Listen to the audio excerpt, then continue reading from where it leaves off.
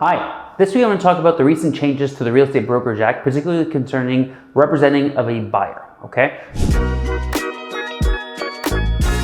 So you may have heard a couple things in the news or on the newspaper, but I'm just going to break it down to really explain what these changes are and how they impact you as a buyer, okay? So previously, I was able to have a verbal contract with a buyer that just said, I'm going to represent you for the purchase of your movable, and I'm going to do everything I can to make sure that you are the most informed as possible.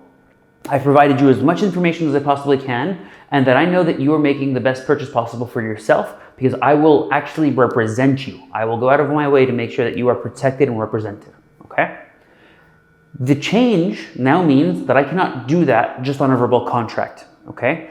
I require a brokerage contract to purchase, a BCP, in order to be able to represent you in particular for your purchase in the sense of what is everything that is best for you, okay? Now, I can still write an offer for you without that contract.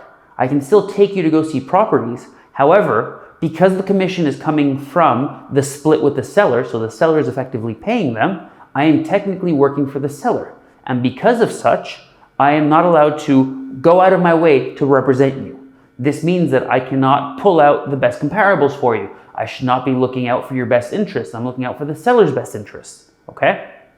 It seems a bit trivial. However, with these changes, a BCP has now become quite important because that means that I'm not actually going to go out of my way to make sure that you're protected, that I'm only caring about your best interest and not the seller's best interest at all. We used to do that without a contract. This was common practice. I would always just care about your best interest with no contract signed.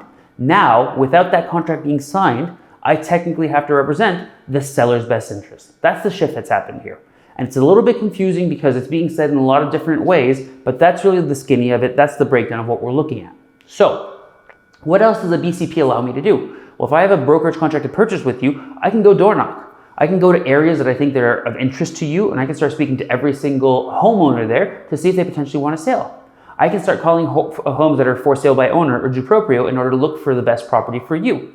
I can do anything that I think will help us find you the best home possible because you have mandated me and you've contractually told me to go do this for you, okay? Without that signed contract, I can't do any of those things. And thus, I'm only relying on the properties that are listed on Centris to come up where there's already a signed brokerage contract with the seller, and then if any of those meet your criteria, then I can bring you to them and say, hey, do you like it? Yes, no? Okay, let me know if you want to draft an offer or not. So that's really the big distinction that we see right now. It's going to be interesting to see how this is going to get applied over the next couple of months, but I wanted to break down in simple format what this means and how does it affect you. All right, thank you so much for watching. I look forward to seeing you next week.